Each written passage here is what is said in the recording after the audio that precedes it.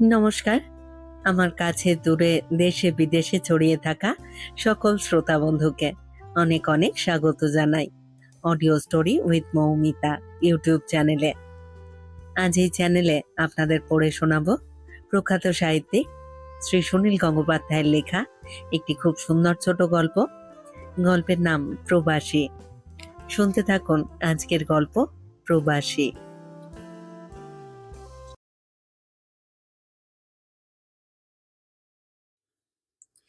ট্যাক্সিতে হেলান দিয়ে বসে সুরঞ্জন একটা বই পড়ছিল। বইটা এতই আকর্ষণীয় যে সারাদিন সে সেটাকে সঙ্গে নিয়ে ঘুরেছে। একটু সময় পেলেই পড়ে নিচ্ছে কয়েক পাতা, এবং পড়তে শুরু করলে গভীর মনোযোগ এসে যায়। এখনো সে বেশ মনোযোগ দিয়েই পড়ছিল, তবু যে কেন হঠাৎ চোখ তুলে জানলার বাইরে তাকালো সে নিজেই জানে না। সম্ভবত পুলিশের হাতের সামনে ট্যাক্সিটা অনেকক্ষণ থেমে থাকায় একটু অস্বস্তি বোধ করছিল, কিংবা এমনি মানুষের চোখ মাঝে মাঝে রাস্তার দিকে যায়। কাছেই বাস স্টপে যে মেয়েটি পাশ ফিরে দাঁড়িয়ে আছে তাকে দেখে মনে হয় টুলটুলের সঙ্গে বেশ মিল আছে। সেই রকমই লম্বা, মুখের পাশটাও একরকম। এমন সময় পুলিশের হাত নামলো, ট্যাক্সিটা এগিয়ে গেল সামনের দিকে। সুরঞ্জন যে বইটা পড়ছিল সেটার কথা মাথার মধ্যে ঘুরছে। টুলটুলের মতন চেহারার মেয়েটিকে দেখে টুলটুলের কথাও মনে পড়লো। এই দুরকম ব্যাপার একসঙ্গে জট পাকিয়ে যাওয়ায় তার চিন্তা স্বচ্ছ হতে একটু দেরি লাগলো। ট্যাক্সিটা একটু দূরে এগিয়ে যাওয়ার পর বিদ্যুৎ চমকের মতন তার মনে হলো যে মেয়েটিকে টুলটুলের মতো দেখতে, সে যদি সত্যি আসলে টুলটুল হয়। সঙ্গে সঙ্গে সে ড্রাইভারকে বলল ট্যাক্সি ঘোরাতে, কিন্তু এসপ্ল্যানেডে অত সহজে ট্যাক্সি ঘোরানো যায় না। ড্রাইভার সেই মর্মে বিরক্তিসূচক কোনো মন্তব্য করায় সুরঞ্জন সেইখানে ভাড়া মিটিয়ে নেমে পড়ল। তারপর দ্রুত হেঁটে ফিরে এলো পেছন দিকে। মেয়েটি এর মধ্যে বাসে উঠে চলে যেতে পারতো, কিন্তু যায়নি। একটা লম্বা চুলওয়ালা খুব বুদ্ধিমান চেহারার যুবকের সঙ্গে কথা বলছে। যুবকটির ভাবভঙ্গি দেখে মনে হয় সে যখন তখন এই গোটা পৃথিবীটাকে কিনে আবারও বিক্রি করে দিতে পারে। কাছাকাছি এগিয়ে সুরঞ্জন বুঝতে পারল মেয়েটি সত্যি টুলটুল নয়, তার ছোট বোন তাতা। এমনিতে টুলটুল আর তাতার চেহারার মধ্যে কোনো মিল নেই। পাশাপাশি দাঁড়ালে মনে হবে দুটি আলাদা চেহারা ও চরিত্রের মেয়ে। টুলটুলের মুখখানা গোল ধাঁচের, তাতার মুখখানা লম্বাটে। কিন্তু এক মায়ের পেটের ভাই বোনদের চেহারার মধ্যে কোথায় যেন একটা সূক্ষ্ম মিল থেকে যায়। কোনো একটা বিশেষ অ্যাঙ্গেল থেকে হঠাৎ একই রকমের মনে হয়। ট্যাক্সির জানালা থেকে সুরঞ্জন যে মিলটা খুঁজে পেয়েছিল এখন আর সেটা পাচ্ছে না। এগিয়ে গিয়ে তাতার সঙ্গে কথা বলতে লজ্জা করে। তাতার সঙ্গে একজন বন্ধু রয়েছে। তাতার বন্ধুটি হাত পা নেড়ে এমন ভাবে কথা বলছে যেন দুনিয়ার কারুকেই সে গ্রাহ্য করে না। ছেলেটি নিশ্চয়ই বেকার, তাই ওর চোখের সামনে এখনো অনেক স্বপ্ন আছে। সুরঞ্জন তাতার কাছ থেকে টুলটুলের খবরটা জেনে যেতে চায়। টুলটুল তার স্বামীর বাড়ি থেকে রাগ করে কোথায় যেন চলে গিয়েছিল, ফিরেছে কি? অবশ্য টুলটুলের ফেরা না ফেরায় সুরঞ্জনের কিছু আসে যায় না। টুলটুল এখন অন্য জগতের মানুষ। তবু পুরো ঘটনাটা জানার জন্য সবারই কৌতূহল থাকে।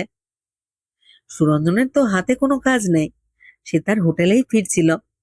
এখানে একটুক্ষণ দাঁড়িয়ে থাকতে ক্ষতি কি? সুরঞ্জনকে অবাক করে দিয়ে তাতার ছেলে বন্ধুটি হঠাৎ দৌড়ে একটা বাসে উঠে পড়ল। ভিড়ের বাসের পাদানিতে এক লাফে উঠে হ্যান্ডেল ধরে আর একটা হাত নেড়ে দিল তাতার দিকে। সুরঞ্জন ভেবেছিল ওই ছেলেটি তাতাকে আগে বাসে তুলে দেবে, কিংবা একসঙ্গেই দুজনে যাবে। তাদের বাল্যকালে কোনো ছেলে কোনো মেয়েকে একলা ফেলে রেখে নিজে আগে বাসে উঠবার নিয়ম ছিল না। এখন নিয়ম কানুন অনেক বদলে গেছে। সুরঞ্জন কাছে এগিয়ে এসে বলল, তাতা, তুমি এখানে? তাতা সুরঞ্জনকে দেখে চমকালো না, খুশিও হলো না, বিব্রতও বোধ করলো না। এত কম বয়সে তাতা এমন এক রহস্যময় ব্যক্তিত্ব অর্জন করে ফেলেছে যে সুরঞ্জনের কাছে ওকে খুব অপরিচিত মনে হয়। শেষবার কলকাতায় সুরঞ্জন তাতাকে দেখে গিয়েছিল একটি 12 বছরের ছটপটে মেয়ে, যেমন সরল তেমনই দুরন্ত। সে এখন অনেক বদলে গেছে। তাতা বলল, এই যে ইউনিভার্সিটি থেকে ফিরছি, বাসে উঠবো। এদিক থেকে? এদিকে আমার এক বন্ধুকে হাওড়ার বাসে তুলে দেওয়ার জন্য দাঁড়িয়েছিলাম, এবার ওদিকে যাব। টুলটুলের খবর কি? জানি না তো, এই কদিন আর অমিতাদের বাড়িতে যায়নি। ফিরে এসেছে কি নাকি তাও জানো না? হ্যাঁ, তা জানি, ফেরেনি। কি নিশ্চিন্ত ভাবে কথা বলে তাতা, তার নিজের দিদি সম্পর্কে একটুও চিন্তা নেই। এইটাই কি আজকালকার নিয়ম? বাবার মতে বিয়ে করেছিল বলে টুলটুল আর বাপের বাড়িতে আসে না। এদিকে স্বামীর সঙ্গে ঝগড়া করে সে কোথায় চলে গেছে। দু বাড়ির মধ্যে যোগসূত্র শুধু তাতা। কিন্তু এ ব্যাপারে সে যেন মাথায় ঘামাতে চায় না। তার দিদি নিরুদ্দেশ, অথচ সেইখানে তার ছেলে বন্ধুর সঙ্গে হেসে হেসে গল্প করছিল। আগের দিন যখন তাতার সঙ্গে দেখা হয়েছিল, তখন তাতা বলেছিল, ঝর্দি নিশ্চয়ই ভালো বুঝেছে, তাই করেছে। ঝর্দি তো আর ছেলে মানুষ নয়। কিন্তু মেয়েদের যা খুশি করার স্বাধীনতার সঙ্গে সঙ্গে যে একটা বিপদের আশঙ্কাও থাকে, তা কি ও বোঝে না? সুরঞ্জন বলল, তাতা, তোমাকে কি এক্ষুনি বাড়ি ফিরতে হবে? কোথাও বসে একটু চা খেতাম। তাতা একটুক্ষণ দ্বিধা করে, তারপর বলে, আচ্ছা, চলুন। স্পষ্টই বোঝা যায় তাতার ইচ্ছে নেই। নিছক ভদ্রতার জন্য সে প্রত্যাখ্যান করলো না। এই ব্যাপারটা বুঝেও সুরঞ্জন তাতাকে ছাড়তে চাইল না। সন্ধ্যাবেলাটা সে একেবারেই একা, কথা বলবারও কেউ নেই। কোন দোকানে যাওয়া যায় বলো তো? পার্ক স্ট্রিটে যাবে? কেন, এই তো সামনেই দোকান আছে একটা। অর্থাৎ তাতা ব্যাপারটা সংক্ষেপে সেরে ফেলতে চায়। পার্ক স্ট্রিটে যেতেও তো সময় লাগবে, আর পার্ক স্ট্রিটের কোনো দোকানে শুধু এক কাপ চা পাওয়া যায় না। রাস্তা পেরিয়ে এসে ওরা একটা চায়ের দোকানে ঢুকলো। বাইরে কিছু টেবিল রয়েছে, কয়েকটা পর্দা ঢাকা কেবিন। সুরঞ্জনের সঙ্গে একটি মেয়ে রয়েছে বলে বেয়ারারা একটা খালি কেবিনের পর্দা তুলে ধরে বলল, আসুন, এখানে আসুন। সুরঞ্জন একটু ইতস্তত করে তাতার মুখের দিকে তাকালো। তাতা বেশ সহজভাবেই বলল, বাইরেই বসি, ভেতরে বড্ড গরম। সুরঞ্জন সঙ্গে সঙ্গে বলল, হ্যাঁ হ্যাঁ, বাইরেই ভালো। কোণের একটা ফাঁকা টেবিলে বসলো দুজনে। তাতা রুমাল দিয়ে মুখ মুছলো। তাতার 22 বছরের সুশ্রী মুখখানি ঝকঝক করছে। সব সময়ই সে সপ্রতিভ। রেস্টুরেন্টে কোনো মেয়ে এসে বসলে অন্যরা তার দিকে চোরা চোখে তাকায়। তাতা সে ব্যাপারে ভ্রুক্ষেপও করে না। মেনু কার্ডটা হাতে নিয়ে সুরঞ্জন জিজ্ঞেস করলো, তুমি চা খাবে নাকি ঠান্ডা কিছু নেবে? এখানে কিন্তু আইসক্রিমও পাওয়া যায়। শুধু চা? সঙ্গে আর কিছু? না। সুরঞ্জনের মনে পড়লো বাচ্চা বয়সে তাতা আইসক্রিম খেতে দারুণ ভালোবাসতো। এখন কি সে কথা ওকে মনে করিয়ে দেওয়া যায়? আরো অনেক কিছুই মনে করিয়ে দেওয়া যায় না। যেমন তাতার হাত দিয়ে টুলটুলকে একটা বই পাঠানোর সময় সুরঞ্জন তার মধ্যে একটা চিঠি ভরে দিয়েছিল। হঠাৎ বইটা খুলে চিঠিটা দেখেই বলেছিল তাতা, এটা কার চিঠি? সুরঞ্জন তো দারুণ লজ্জা পেয়েছিল, ভয়ও পেয়েছিল, পাছে অন্য কেউ শুনতে পায়। টুলটুলের সঙ্গে রোজ দেখা হলো সুরঞ্জন তাকে মাঝে মাঝে এরকম ভাবে চিঠি পাঠাতো। এর মধ্যে একটা আলাদা রোমাঞ্চ আছে। সুরঞ্জনকে ভয় পেতে দেখে তাতা আরো মজা পেয়ে গিয়েছিল। ছেলে মানুষই করে বলেছিল, কার চিঠি, কার চিঠি?" সুরঞ্জন যতই কাকুতি মিনতি করেছে, তাতা তত বেশি জোরে জোরে বলেছে। 10 বছরে কি অনেক কিছুই বদলে যায়? তাতার কি মনে আছে সে কথা? এখন তার নির্লিপ্ত গম্ভীর মুখ দেখে কিছুই বোঝা যায় না। এখন টুলটুলো এক আর্টিস্টকে বিয়ে করে অন্যরকম হয়ে গেছে। সুরঞ্জন নিজেও যে অনেক বদলে গেছে সেটা তার মনে নেই। সে তাতাকে দেখছে, কখনো ছেলে মানুষই চোখ দিয়ে। তাতার যে কোনো ব্যবহার দেখেই তার তুলনা করতে ইচ্ছে করছে আগেকার দিনগুলোর সঙ্গে। কিন্তু তাতার জীবন এখন অন্যরকম, তার সঙ্গে আগেকার জীবনের কোনো যোগ নেই। সুরঞ্জন কিভাবে কথা শুরু করবে বুঝতে পারছে না। তাতা নিজেই জিজ্ঞেস করলো, আপনি কি আরো কিছুদিন এখানে থাকবেন? সুরঞ্জন বহুদিন কলকাতা ছাড়া, অফিসের কাজে এখানে এসেছে। তাতার প্রশ্ন শুনে তার মনে হলো সে তাড়াতাড়ি চলে গেলে কি দাদা খুশি হয়? হঠাৎ এ কথা জিজ্ঞেস করছে কেন? অবশ্য এরকম মনে করার কোনো কারণ নেই। তার থাকা না থাকায় তার কি আসে যায়? তবু যারা এরকম বড় শহরে একলা হোটেলে থাকে তাদের মনের মধ্যে একরকম অভিমান জন্মাতেই পারে। বিশেষত এককালে এই শহরে সুরঞ্জনের মা বাবা আত্মীয় স্বজন বন্ধু বান্ধব অনেক ছিল, প্রেম ভালোবাসাও ছিল। দীর্ঘ সময়ের ব্যবধানে সব ছিন্ন হয়ে গেছে। সে বলল, আমার কালকেই চলে যাওয়ার কথা ছিল অফিসে আর একটা কাজের জন্য, আর দুদিন থেকে যেতে হচ্ছে। শনিবার ঠিক চলে যাব, টিকিটও কাটা হয়ে গেছে প্লেনের। তাতা চুপ করে রইল। সুরঞ্জন আবার বলল, যাওয়ার আগে টুলটুলের খবরটা জেনে যেতে পারলে ভালো লাগতো। তাতা চায়ের কাপ হাতে তুলে নিয়ে বলল, আপনি ছোটদির জন্য চিন্তা করবেন না। চিন্তা করা আমার উচিত নয়, তবু মন মানে না। তাতা, টুলটুল কি আগেও এরকম বাড়ি ছেড়ে গেছে? না। তবে তোমাদের দুশ্চিন্তা হয় না? সর্দি খুব শক্ত মেয়ে, ও নিজের ভালো মন্দ বোঝে। টুলটুলের সঙ্গে সুরঞ্জন প্রায় শৈশব থেকে প্রথম যৌবন পর্যন্ত একসঙ্গে কাটিয়েছে। কত বই ওরা একসঙ্গে পড়েছে, কত স্বপ্ন বিনিময় হয়েছে। সেই টুলটুল কিরকম মেয়ে তা কি সুরঞ্জন জানবে না? তার কাছ থেকে শুনতে হবে। বোধহয় সুরঞ্জন সত্যি তেমন ভাবে চেনে না টুলটুলকে। টুলটুল খারুকে কিছু না বলে বাড়ি থেকে চলে যাবে, এই কি সে ভাবতে পেরেছিল? সুরঞ্জন তাতার চোখের দিকে চোখ চেয়ে জিজ্ঞেস করলো, তাতা, টুলটুল কোথায় আছে তুমি সত্যি জানো না? বারে, জানলে বলবো না কেন? অমিতা সব জায়গায় খুঁজে দেখেছেন। আশ্চর্য, কি যে হলো! সেরকম কিছু ঝগড়াও তো হয়নি শুনেছি। তাতা হঠাৎ পাল্টা প্রশ্ন করলো, ছর্দি কোথায় থাকতে পারে তা আপনিও সত্যি জানেন না? সুরঞ্জন অবাক হয়ে বলল, আমি আমি কি করে জানবো? তাহলে আপনি এতবার ছর্দির কথা জিজ্ঞেস করছেন কেন? সুরঞ্জন একটু আহত বোধ করলো। তাতার কথার মধ্যে একটা ঝাঁঝ ফুটে বেরুচ্ছে। এরকম ভাবে সে কথা বলবে কেন?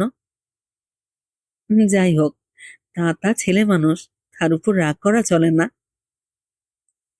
সুরঞ্জন পুরনো চোখ দিয়ে তাতাকে এখনো ছেলে মানুষ ভাবছে। কিন্তু তাতা যে এখন একজন যুবতী, তার অন্যরকম জীবন আছে, আলাদা অহংকার আছে, সেটা খেয়াল করছে না সুরঞ্জন। শান্ত গলায় বলল, তোমার সর্দির খোঁজ খবর নেওয়া কি আমার পক্ষে অপরাধ? আপনি বুঝতে পারছেন না? বারে, আপনি বুঝতে পারছেন না এটা আপনার পক্ষে অপমানজনক? কেন? সর্দির সঙ্গে আপনার আগে খুব ভাব ছিল, এতদিন পরে আবার আপনাদের দেখা হয়েছে। এখন সর্দি হঠাৎ তার স্বামীর কাছ থেকে চলে গেলে সবাই ভাবতেই পারে যে সে আপনার সঙ্গেই চলে গিয়েছে কোথাও। তুমি বিশ্বাস করো তাতা, সে আমাকে কিছুই বলেনি। সেই কথাই তো বলছি, সর্দি আপনার সঙ্গে যায়নি, আপনাকে কিছু বলেও নি। তার মানে আপনার আর কোনো মূল্যই নেই ছর্দির কাছে। সুরঞ্জনের মুখখানা বিবর্ণ হয়ে গেল। তাতা একটা জিনিস চোখে আঙুল দিয়ে দেখিয়ে দিতে চায়, সুরঞ্জন ওদের আর কেউ না। টুলটুলো সুরঞ্জনকে কোনো গোপন কথা বলারও যোগ্য মনে করে না। সুরঞ্জন টেবিলে দাগ কাটতে কাটতে বলল, তোমার ছর্দি আমার সঙ্গে কোথাও যেতে চাইলো, আমি তাকে ফিরিয়ে দিয়ে আসতাম অমিতবাবুর কাছে। আমি তো তার জীবনের কোনো ক্ষতি করতে আসিনি। ঝর্দির জীবনটাই আজ অন্যরকম। আপনি তো অনেকদিন কলকাতায় ছিলেন না,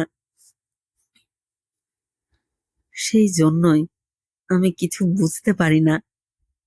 কলকাতা শহর বাইরের লোকে কিছুতেই আর ভেতরে ঢুকতে দেয় না, চেনা মানুষটাও অচেনা হয়ে যায়। এই সময় অন্য টেবিল থেকে একটি ছেলে উঠে এসে তাতাকে বলল, এই প্রতীতি, তুমি কখন এসেছ? অরিন্দমের খবর শুনেছ তো? অরিন্দম দিল্লিতে। ছেলেটি যে টেবিল থেকে উঠে এসেছে সেই টেবিলে অনেক ছেলে মেয়ে বসে আছে। ছেলেটি এখানে এসে একটা চেয়ার টেনে অবলীলাক্রমে বসে পড়ল এবং সুরঞ্জনকে সম্পূর্ণ উপেক্ষা করে তাতার সঙ্গে কথা বলতে লাগলো অনর্গল। তাতার ভালো নাম প্রতীতি তা মনেই ছিল না সুরঞ্জনের। ছেলেটি ঝড়ের বেগে কথা বলা একটু থামাতেই তাতা বলল, আলাপ করিয়ে দি, এর নাম সঞ্জয় মজুমদার। আমরা বিএ ক্লাসে একসঙ্গে পড়তাম। আর সঞ্জয়, ইনি হচ্ছেন। তাতা একটু থামলো, দু এক মুহূর্ত ইতস্তত করে বলল, ইনি হচ্ছেন সুরঞ্জন দা, আহমেদাবাদে থাকেন। দাদা ঠিক কি পরিচয় দেবে বুঝতে পারছিল না। চায়ের দোকানে এক টেবিলে একটি পুরুষ আর নারী বসে থাকলে সকলেই প্রথমে ধরে নেয় ওরা প্রেমিক প্রেমিকা। সেই ভুল ভাঙাবার জন্য দাদা কি বলবে? এই কথা তো বলতে পারে না যে ইনি একসময় আমার ছর্দিকেই ভালোবাসতেন। এখন অবশ্য ছর্দির বিয়ে হয়ে গেছে, এর সঙ্গে কোনো যোগাযোগ নেই। সব ব্যাপারটাই অস্বাভাবিক। এটা বুঝতে পেরে সুরঞ্জনের সঙ্গে সঙ্গে হাসি পেল। সঞ্জয় বলল, আপনারা আমাদের টেবিলে আসুন না, আমরা অনেকে আছি। কলেজের ছেলেমেয়েরা একসঙ্গে আড্ডা দিতে বসে, ওদের একটা আলাদা জগৎ, আলাদা ধরনের কথাবার্তা। সেখানে সুরঞ্জন নিজেকে মানিয়ে নেবে কি করে? শুধু শুধু তাতাকে অস্বস্তিতে ফেলা হবে। সে তখনই উঠে দাঁড়িয়ে বলল, তাতা, তুমি ওদের সঙ্গে বসো, আমাকে তো এখন চলে যেতে হবে, জরুরি কাজ আছে। ওদের কোনো বাধা দেওয়ার সুযোগ না দিয়ে সুরঞ্জন বিল মিটিয়ে বেরিয়ে পড়ল দোকান থেকে। তারপর অনেকক্ষণ একা একা হেঁটে বেড়ালো রাস্তায় রাস্তায়, অন্ধকার ময়দানে। তার কোথাও যাওয়ার জায়গা নেই। এত বড় শহরে এত মানুষ, তবু এর মধ্যেও সে নিঃসঙ্গ। তার পকেটে টাকা আছে, এত ঝলমলে দোকানপাট, সে অনায়াসে যে কোনো একটাতে ঢুকে বসে থাকতে পারে। কিন্তু কোথাও একজনও আপনজন পাবে না। পুরনো সম্পর্ক ধরে যাদের সে খুঁজতে গিয়েছিল, দেখা গেল সম্পর্কের সূত্রগুলো এতদিনে ছিঁড়ে গেছে। মনে হয় সবাই যেন বদলে গেছে এর মধ্যে। তার নিজের বদলটাও সে মেনে নিতে পারে না। ছেলেবেলার চোখ দিয়ে সে যে কলকাতাকে খুঁজতে এসেছে, সেই কলকাতা আর কোথাও নেই। তার নিজের ছেলেবেলাটাও তো সে আর ফিরে পাবে না।